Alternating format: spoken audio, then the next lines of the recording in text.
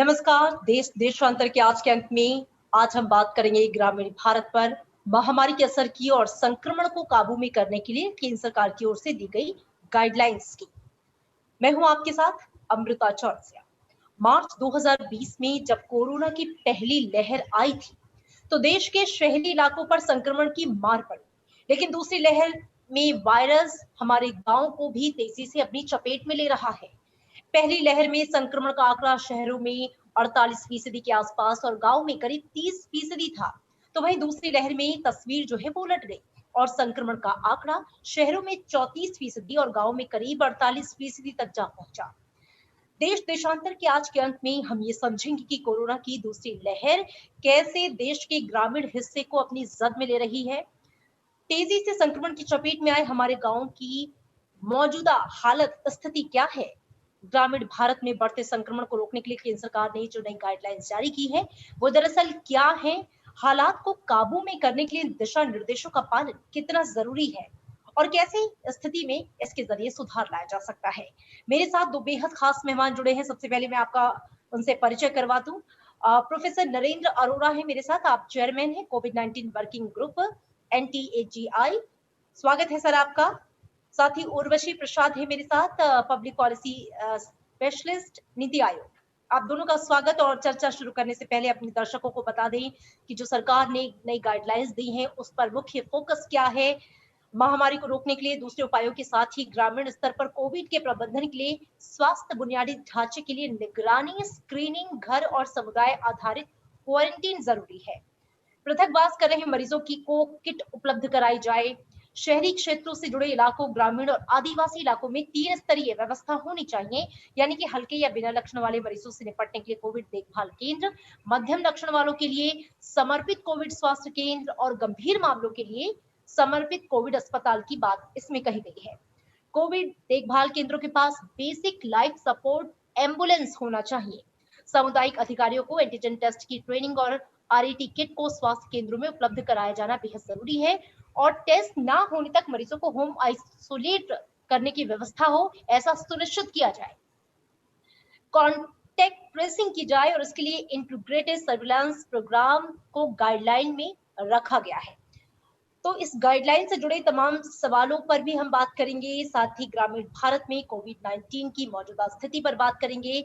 आइए रुक करते हैं अपने मेहमानों का। सबसे पहले प्रोफेसर नरेंद्र, मैं आपका रुक करना चाहूंगी। और हमने देखा कि पहली लहर के मुकाबले दूसरी लहर में जो संक्रमण का आंकड़ा है वो जस्ट अपोजिट हो गया है। पहली लहर में शहरों में 50% के आसपास था, जबकि ग्रामीण इलाकों में 30% और अब उल्टा होके ग्रामीण में 48% और शहरों में 34% के आसपास आ गया है। जाहिर तौर पे हमारे जो गांव हैं संक्रमण की जद में तेजी से आ रहे हैं। सबसे पहले मैं समझना चाहूंगी दरअसल इसके पीछे जो मुख्य कारण या फैक्टर्स आप किनको देख रहे हैं और मौजूदा हालात क्या हैं ग्रामीण भारत के। धन्यवाद अमृता, आमंत्रित करने के लिए। ये एक बेहद महत्वपूर्ण मुद्दा है और ये बहुत अच्छी बात है कि केंद्र सरकार ने सही समय पर ये नई गाइडलाइंस और दिशा निर्देश जारी करे हैं। यहाँ पर मैं एक आपको और भी आंकड़ा बताना चाहूँगा कि पिछले साल सितंबर में जब सीरो सर्वे किया गया था तो अगर ग्रामीण क्षेत्र में एक व्यक्ति प्रभावित था तो शहरी क्षेत्र में 2 था और स्लम एरिया में 4 था।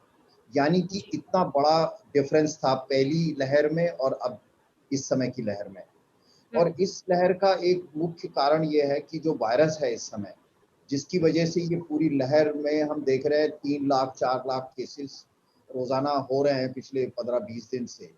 उसका कारण यह है कि ये बहुत ही संक्रामक वायरस है और एक बार किसी घर में घुसे तो करीब करीब सभी प्रभावित हो जाते हैं।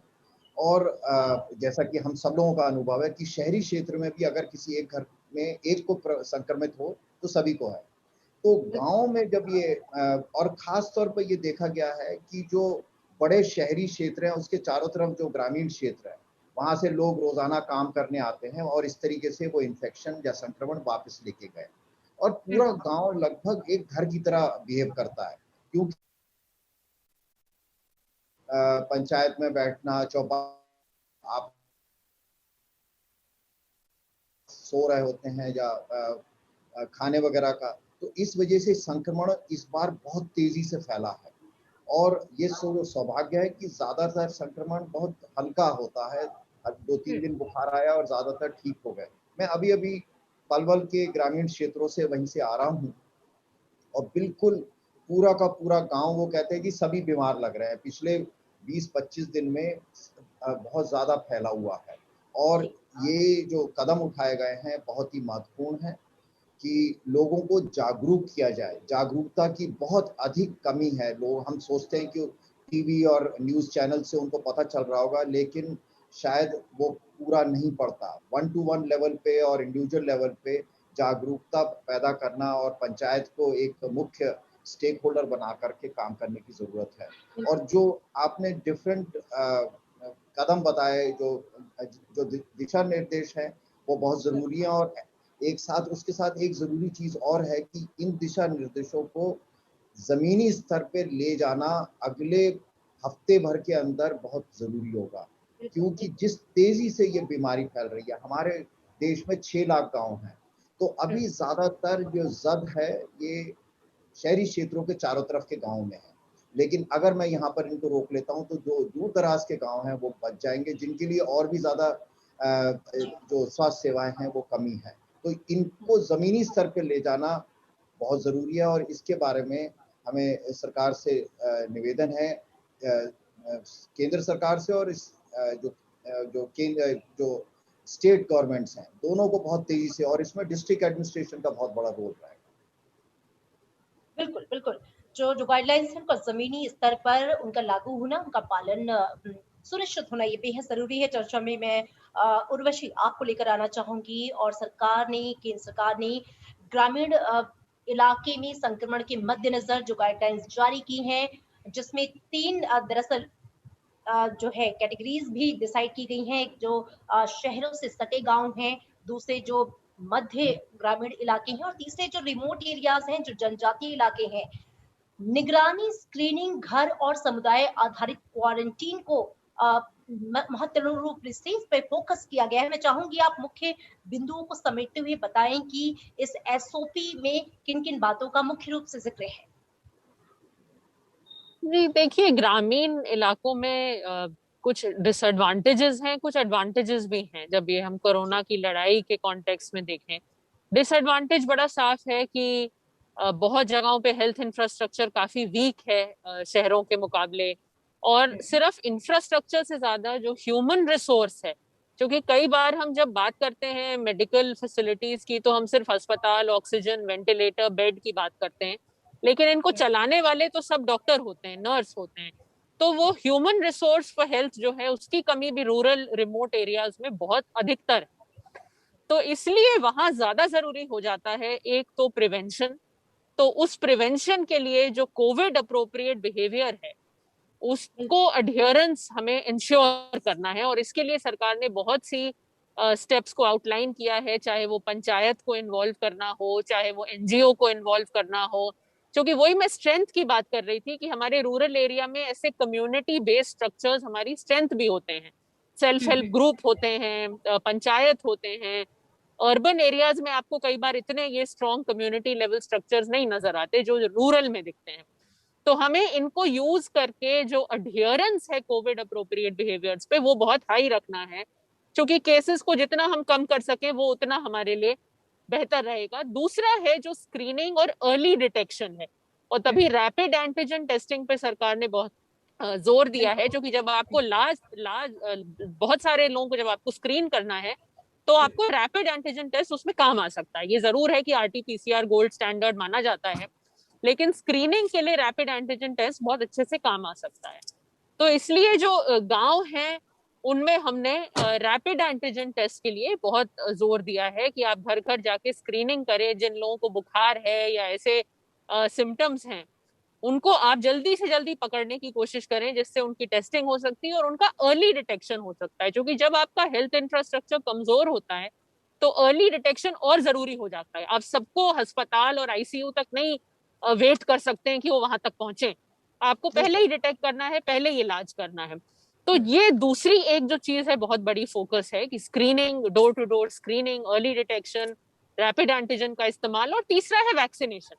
वैक्सीनेशन पे फिर बहुत जोर दिया गया है कि जो लोग हैं उनको मोबिलाइज करें, अगर किसी में वैक्सीन को लेके कोई शक है उसको दूर करें, उनकी कोई शंका है उसको दूर करें और उनको वैक्सीनेशन के लिए सामने लाएं। जो कि कई बार क्या होता है कि काफी मिथ्स हो जाते हैं, ये शहरों में भी होते हैं लेकिन हमारे ग्रामीण इलाकों में भी कई बार लोगों को कुछ शंकाएं हो जाती हैं टीकाकरण को लेके। तो उसमें भी लोगों को मोबिलाइज करना, जो कम्युनिटी बेस्ड ग्रुप्स हैं उनका इस्तेमाल करना, वो बहुत जरूरी हो जाता है।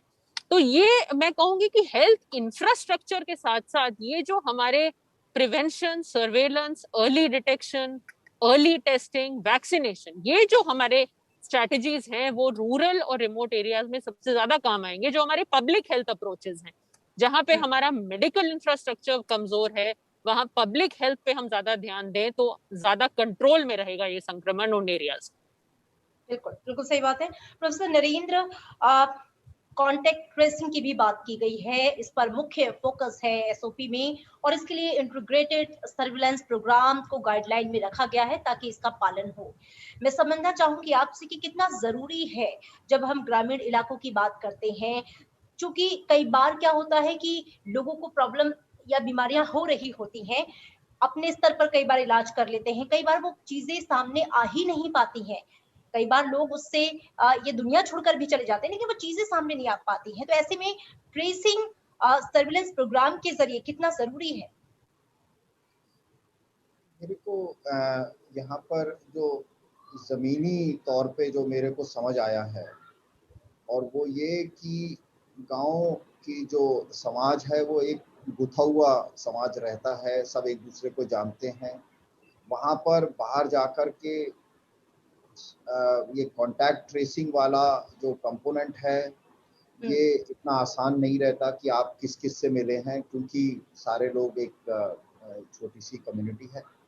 और दूसरा जो है एक और महत्वपूर्ण मुद्दा है कि अगर जैसे बीमारी फैली हुई है तो बहुत लोगों को बुखार होता है, तो बुखार ऐसा लगता है कि अगर बुखार वालों को मैं रैपिड एंटीजन टेस्ट से करना शुरू करूं तो वो वहां से शुरुआत करी जाए और जितने अधिक डायग्नोस इस तरीके से किए जा सके। ऑल्दो सेंसिटिविटी कम होती है रैपिड एंटीजन टेस्ट की, लेकिन तेजी से अगर करा जाता है तो हमें अंदाजा हो जाता है।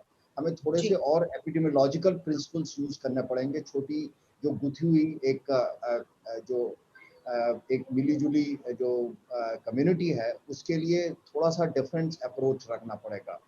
दूसरा एक चीज़ और भी है कि मेरे को लगता है कि ग्रामीण क्षेत्रों में जो बुजुर्ग हैं 65, 70, 80 वाले लोग हैं, कई बार उनकी ऐसे बुखार हुआ तीसरे चौथे दिन मृत्यु हो गए, उसकी तरफ कोई ज़्यादा तवज्जो नहीं दी जाती, कोई ज़्यादा इम्पोर्टेंस नहीं दी जाती है, जबकि वो कोरोना के शिकार हुए होते हैं। लेकिन अगर कोई 50-55 का, 20, 30, 40 का किसी की मृत्यु हुई तब उनको लगता है कि नहीं अब कोरोना का प्रभाव रहा है। तो ये ज़रूरी है कि जब हम गांव में जाएं तो वहां पर कांटेक्ट ट्रेसिंग, उससे पहले जो है आइडेंटिफिकेशन ऑफ सस्पेक्टेड केसेस, और फिर कांटेक्ट ट्रेसिंग की हम बात करें और फिर ट्रीटमेंट की जो बात करें, क्योंकि वहाँ ट्रीटमेंट भी एक अजीब, बहुत सारे झोला छाप डॉक्टर भी होते हैं जो बहुत अपने हिसाब से, और दवाई खासतौर पे स्टेरॉइड्स वगैरह का बहुत इस्तेमाल हो रहा है। तो हमें जो है एपिडेमियोलॉजिकल प्रिंसिपल्स से जो सो कॉल्ड कांटेक्ट ट्रेसिंग है उसकी जगह हम देखें कि अगर बुखार एक सर्टेन लेवल से ज़्यादा या जिसमें इनिशियल लक्षण है ज़्यादा आ रहे हैं, ज़्यादा घरों में आ रहे हैं, तो हमें ये मान के चलना पड़ेगा कि यहाँ पर ज़्यादातर प्रभावित है और उस हिसाब से ट्रीटमेंट और प्रिवेंशन और स्प्रेड का हमें तरीका सोचना पड़ेगा। जी जी बिल्कुल। उर्वशी, जागरूकता को लेकर आप क्या कहेंगे? क्योंकि दुर्भाग्य से अभी भी ग्रामीण इलाकों में एक बड़ी जनसंख्या या जनता है जो कि उतनी जागरूक नहीं है अगर हम शहरों के कंपैरेटिवली बात करते हैं। संक्रमण चूंकि तेजी से फैल रहा है, आज भी ग्रामीण भारत में कई ऐसे इलाके हैं, पर्सनल लेवल पर भी मैंने बहुत से लोगों से बात की कि उन्हें सिम्टम्स हो रहे हैं लेकिन वो टेस्ट नहीं करा रहे हैं। कई बार उनकी कई लोगों की मृत्यु तक हो जा रही है, लेकिन ये नहीं पता चल पा रहा है कि वो मृत्यु दरअसल हुई किस वजह से थी, और वो आंकड़े भी सामने नहीं आ पा रहे हैं कि जो मरीज था वो कोरोना ग्रसित था या किसी और बीमारी से, लोग उसे कॉमन फ्लू भी मान ले रहे हैं। डॉक्टर गुलेरिया ने भी कहा कि ये जो जागरूकता की कमी, और ये भी देखने को आया है कि जो इलाज कर रहे हैं मेडिकल के स्टाफ्स, वो भी कोविड अप्रोप्रिएट बिहेवियर नहीं कर रहे हैं, पीपी किट नहीं पहन रहे हैं, तमाम तरह की संक्रमण उनके जरिए भी लोगों को फैल रहा है, उन्हें भी फैल रहा है। तो ऐसे में इस अवेयरनेस को बहुत ज्यादा जमीनी स्तर पर फैलाने की, डालने की जरूरत है, ताकि जो शहरी लोग अवेयर होकर कोशिश कर रहे हैं कि इस बीमारी से अपने आप को बाहर निकाले, ग्रामीण स्तर पर आपको क्या लगता है इस अवेयरनेस को हर घर तक पहुंचाने के लिए किस तरह का मैकेनिज्म डेवलप करने की जरूरत है, किस तरह की व्यवस्था करने की जरूरत है?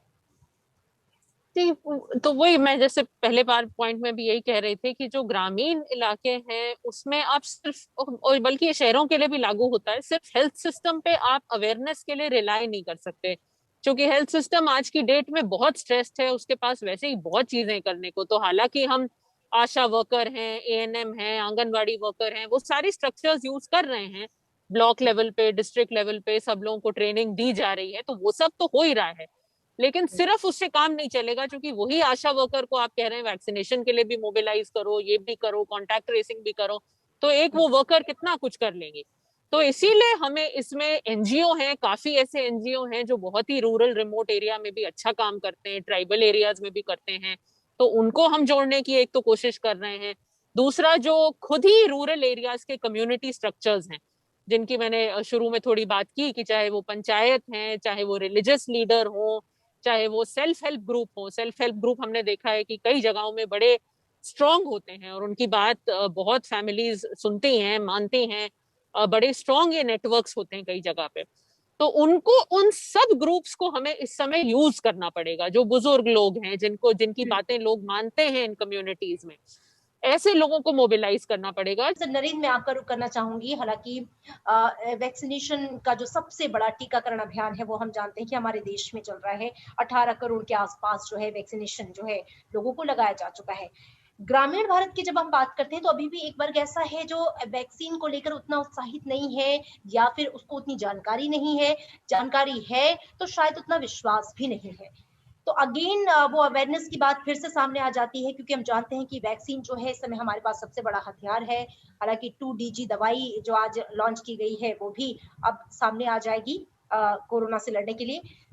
तो वैक्सीनेशन को लेकर फिलहाल जो प्रक्रिया चल रही है उसमें और कैसे उसे बूस्टअप किया जाए, ग्रामीण भारत को या लोगों को और ज्यादा उत्साहित किया जाए कि वो वैक्सीनेशन का पार्ट बने और वैक्सीन जरूर लगवाएं, इसके लिए किस तरीके से उन्हें अवेयर करने की जरूरत आप महसूस करते हैं? पिछले 3 दिनों में विशेष रूरल एरिया के लिए विशेष रणनीति बनाई जा रही है। खास तौर पे जो बुजुर्ग लोग हैं 60 साल से ऊपर और जो चल नहीं सकते, जिनको परिवार वाले लेके नहीं आ सकते और जिनमें मृत्यु की संभावना सबसे ज़्यादा अगर कोरोना हो जाए, तो उनके लिए एक अलग स्ट्रैटेजी बनाई जा रही है। दूसरा ये है कि टीकाकरण के संबंध में लोगों के मन में कई गलतफहमियां हैं और उसकी सुरक्षा को लेकर के कहीं वहम है, तो ये भी एक फोकस तरीके से उस बारे में बातचीत करने की ज़रूरी है। तो जैसे कि उर्वशी जी बोल रही थी, जन जागरण करना है, उसके साथ-साथ टीकाकरण के संबंध में भी बताना होगा। और मेरे को लगता है, जो मेरे को आज वो बहुत अच्छा लगा कि वहाँ के जो युवा हैं, गाँव के अंदर के जो युवा हैं, वो ज़्यादा उसमें बहुत अच्छा महत्वपूर्ण योगदान दे सकते हैं। उनका रोल करा जा सकता है और जैसे कि अभी हो रहा है कि पीएचसी और सीएचसी में टीका लगाया जा रहा है।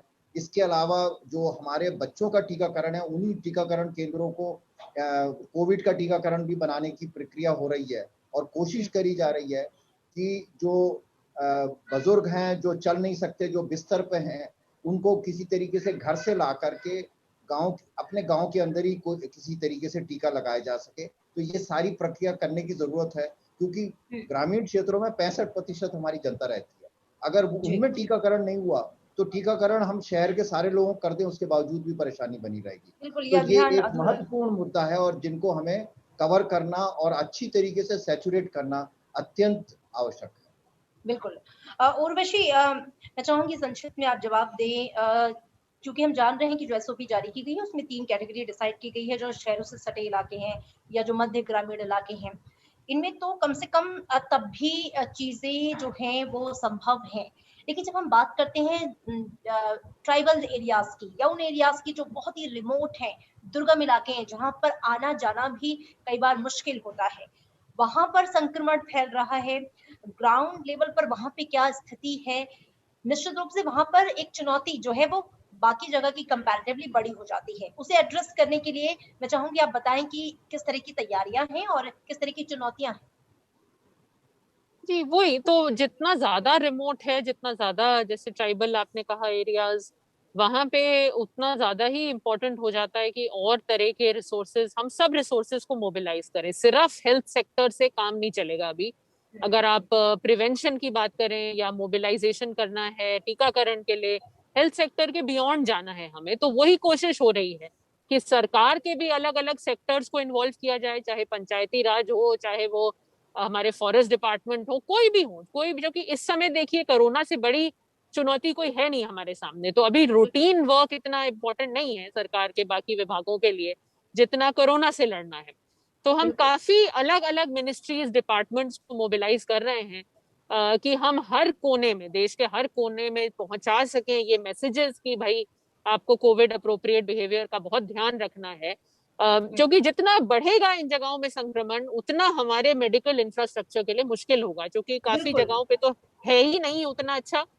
और बाकी जगहों पे हमें लोगों को ट्रांसपोर्ट करना पड़ेगा हेल्थ फैसिलिटीज में, या एयरलिफ्ट करना पड़ जाएगा अगर बहुत हालत खराब हो गई, तो हमें ये सब मिनिमाइज करने की कोशिश करनी है और एफर्ट्स तो उसी डायरेक्शन में है। मेडिकल इंफ्रास्ट्रक्चर की तैयारी चल रही है, लेकिन एफर्ट है कि जितना प्रिवेंशन और टीकाकरण ज्यादा हो सके, जो पब्लिक हेल्थ अप्रोच है वो जितने ज्यादा हो सके, उस पे हम ज्यादा अभी फोकस दें, तो जो केसेस हैं वो हमारे फिर भी कंट्रोल में रहेंगे। तो यही सारा अभी फोकस और ध्यान इसी दिशा में है। ठीक है, ठीक है। प्रोफेसर नरेंद्र, मैं चाहूंगी अब कार्यक्रम के समाप्ति की ओर आप भी इस दिशा में एक अपना क्लोजिंग कमेंट दें। केंद्र सरकार की ये जो गाइडलाइंस है एक बहुत वेलकम स्टेप है। ज़मीनी स्तर पे इसको बहुत तेज़ी से ले जाना है। तीसरी चीज़ कि जो हमारा बच्चों का टीकाकरण है, जो देश के हर कोने में स्थापित है, उसको अच्छी तरीके से अगर हम इस्तेमाल करते हैं, तो कोविड का टीकाकरण भी उसी प्लेटफ़ॉर्म पे अच्छी तरीके से किया जा सकता है। और जैसे उर्वशी बता रही थी कि जो स्वास्थ्य सेवाएँ हैं, उनको सुदृढ़ करने में किया जा रहा है, लेकिन उसमें समय लगेगा। लेकिन टीकाकरण हमारा एक मुख्य उद्देश्य रहना चाहिए जन जागरण के अलावा। बिल्कुल, और इस जनजागरण में जो अवेयरनेस जो है वो सबसे महत्वपूर्ण हो जाता है। जैसा कि उर्वशी ने भी कहा और आपने भी कहा कि सारे चैनल्स का हम इस्तेमाल करें, लेकिन अवेयरनेस जो सीधे कनेक्ट करती हो लोगों को, वो हर हाल में पहुँचाना ज़रूरी है। लोग ये समझें कि कोविड-19 एप्रोप्रिएट बिहेवियर जो है उसका पालन हर हाल में हमें करना ही करना है। वैक्सीन एक बड़ा हथियार है कोरोना से लड़ने के लिए, तो वैक्सीनेशन ड्राइव का पार्ट हमें बनना ही बनना है। और ग्रामीण भारत जो लोग हैं, पब्लिक हेल्थ की बात हमने की, उसको फोकस में रखते हुए उसे एनहांस करना है, उसे इम्प्रूव करना है, हेल्थ इंफ्रास्ट्रक्चर को फोकस करना है। ग्रामीण भारत में जो संक्रमण की रफ्तार बढ़ रही है उसके मद्देनजर आप दोनों खास मेहमानों का शुक्रिया चर्चा में शामिल होने के लिए। धन्यवाद।